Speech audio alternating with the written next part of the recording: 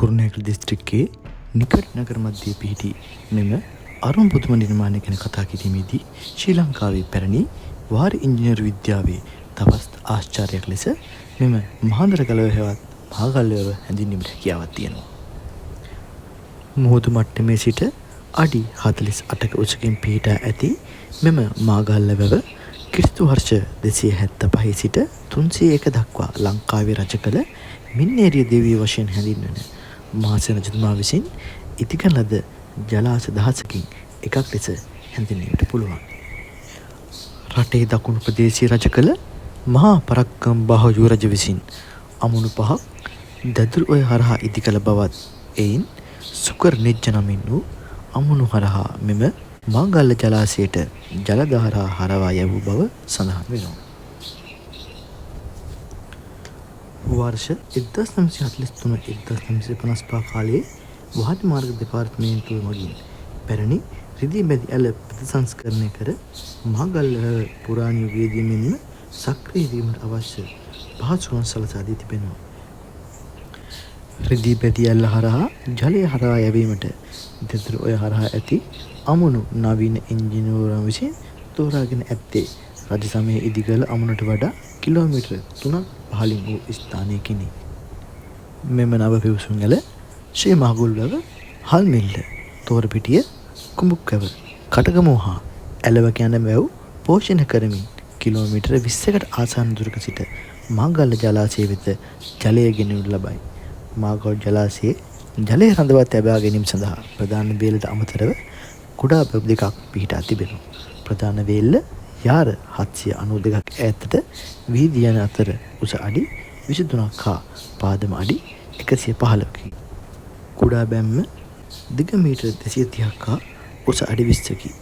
දැනට එනම් වර්ෂ 2025 වන විට මාගල්ල ජලාශයේ සම්පූර්ණ ජල ධාරිතාව අක්කර අඩි 7480ක් වන අතර පෝසක ඇල යටතේ වගා කරන ලද මුළු වගාවීම් ප්‍රදේශ හෙක්ටයාර 2769ක් වශයෙන් හැඳින්වීමට පුළුවන්. වර්ග කිලෝමීටර 2.2ක භූමි ප්‍රදේශයක් ආවරණය කරන මෙම මහගල්ලු රාජධානිය තවත් වාරි මාර්ග යෝජනා ක්‍රමයක් වශයෙන් දකුණු ඊරු ඇල, වම් ඊරු ඇල හා මැද ඇල වශයෙන් ප්‍රධාන ඇල් මාර්ග ත්‍රිත්වයකින් සමන්විතයි. එමෙන්ම මෙම ජලාශය මගින් නික්වැරටිය නගරය සහ නාගරික ප්‍රදේශයේ පානීය ජල අවශ්‍යතාවයද සපුරාලයි. පන්දුවස්දේව විත්ති පොතේ සඳහන් තවත් සමහරක් උපුටා දක්වමින් තවත් සමහර විශ්වාස කරන්නේ ඉන්දියාවෙන් පැමිණි දණ්ඩ කාශ්‍ය කුමාරවරුන් විසින් ක්‍රිස්තු පූර්ව 540 දී පමණ මාගල්ල වැව ඉදිකරන ලද බවත් මහසෙන රජුගේ පාලන සමයේදී එය තවදුරටත් පුළුල් කරන ලද්දක් බවත්ය. 1855 සහ 1857 දී ආණ්ඩුකාර හෙන්රි රෝඩ් සිය ශ්‍රේෂ්ඨචාරිකා අතරතුර දෙවරක් මාගල්ල ජලාශයට ගොස් ඇති අතර එය ප්‍රතිසංස්කරණය කිරීම සඳහා ඔහුගේ නිර්දේශ බ්‍රිතාන්‍ය රජයට ඉදිරිපත් කර ඇත. ඔහු සඳහන් කළේ ප්‍රධානය සහ ගම්වැසියන් තමා සමග සිටි බවත් එබැවින් වේල්ල ප්‍රතිසංස්කරණය කිරීමේදී කිසිදු දුෂ්කරතාවයක් නොමැති බවත්ය. ඔහු සඳහන් කළේ මෙම ප්‍රදේශයේ එක් විශාල වාසියක් ලබා දුන්නේය. එහි බහුල ජනගහනයක් සිටින අතර මෙය සාර්ථකත්වයේ එක් අංගයකි. එය අනෙකුත් බොහෝ වැව් රටවලට සම්පූර්ණයෙන්ම අවශ්‍ය වේ. කෙසේ වෙතත් ප්‍රතිසංස්කරණයේ යථාර්ථයක් බවට පත් වූයේ 1872 දී පමණි. මන්ද රජයට ප්‍රදේශවාසීන් දුන් පොරොන්දු මත එතරම් විශ්වාසය තැබිය නොහැකි විය. පුරාණ රිදී බැඳි ඇල 1943-1955 කාලය තුල වාරි මාර්ග දෙපාර්තමේන්තුව විසින් ප්‍රතිසංස්කරණය කරන අතර එමගින් මාගල්ලව පුරාණ යුගයේ මෙන් තේජාන්විත විය. රිදී බැඳි ඇල්ල හරහා ජලය හරවා යැවීම සඳහා දැදුරු ඔය හරහා අමුණු ඉදිකරන ලද්දේ පුරාණ අමුණු තිබූ ස්ථානයේ නොව පහළට සැතපුම් දෙකක් පමණ දුරිනි.